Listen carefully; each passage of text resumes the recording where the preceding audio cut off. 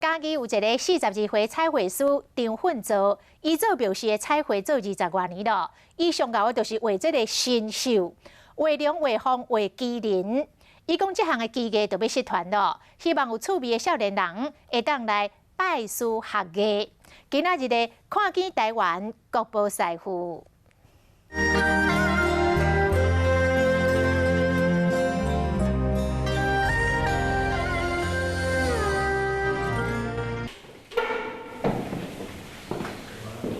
彩绘师八关起哩，一笔一画咧上色，其人都好亲像生命同款。伊专注投入，嘉义这位42岁庙宇的彩绘师，主要是负责设计甲彩绘庙宇的新手。对20岁就拜师学艺，到即卖已经画过全台上百间的庙宇。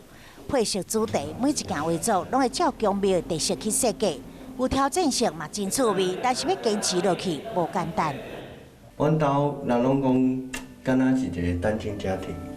因为出去拢是阮太太，囡仔艰苦啊是啥物，拢是阮太太伫带，因为阮拢是爱带庙。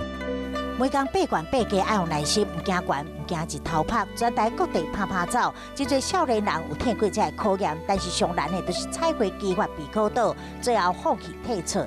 平面有平面的困难，啊立体的困难，啊拢真高工啊，这拢爱搁打的时阵，甲搁擦，啊无有后遗症。 为着技艺的精进，20多冬来伊一直进修，观摩各大庙寺，深入了解身上的历史。